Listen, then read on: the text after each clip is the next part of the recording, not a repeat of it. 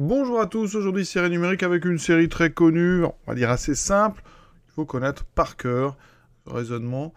Ici, on va prendre un égale 1 sur 2n plus 1 au carré. On va faire la somme des termes de cette suite pour n allant de 0 à plus l'infini. On aura besoin pour ça d'une somme célèbre, la somme des 1 sur n carré qui vaut pi carré sur 6.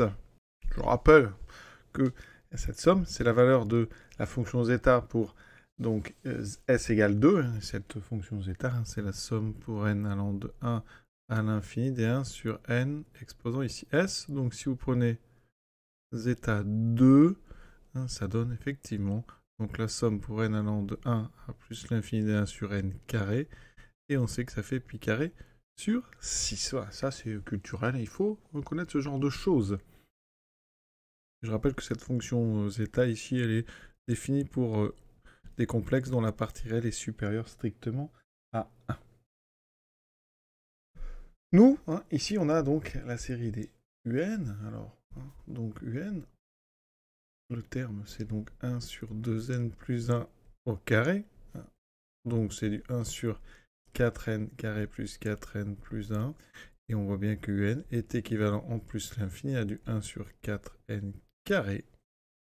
Et comme ici, donc on a une série à termes positifs équivalente à du 1 sur 4n carré, ça, par le 1 quart, factorisé par 1 quart, c'est le terme d'une série de Riemann convergente, puisqu'ici, l'exposant alpha est supérieur donc strictement à 1. Donc ça, la série converge, donc UN étant équivalent à ça, et bien sa série des UN converge aussi. Alors, comment maintenant calculer cette somme? Alors, la somme pour n allant de 0 à plus l'infini, donc DUN, elle est égale à quoi? Donc c'est la somme pour n allant de 0 à plus l'infini des 1 sur 2n plus 1 au carré. Alors on va utiliser le rappel. La somme pour n allant de 1 à plus l'infini des 1 sur n carré, on va la séparer en deux. La somme des termes impairs, la somme pour les termes pairs.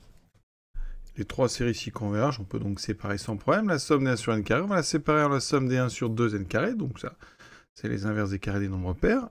Ensuite, pareil avec le nombres impairs, on fait attention ici, ça va commencer à n égale 0. D'accord? Conséquence, la somme qu'on cherche, elle est ici. À gauche, on a pi carré sur 6, et là, qu'est-ce qu'on va faire? Eh bien, on a ce 2 là, on va le sortir, ce 2. Donc, à gauche, on a pi carré sur 6, et ici, on aura du 1 quart, fois une somme qu'on reconnaît, là encore, la somme de n égale 1 plus l'infini des 1 sur n. Car on retrouve une deuxième fois un zeta 2. D'accord? Donc, plus la somme qu'on cherche ici.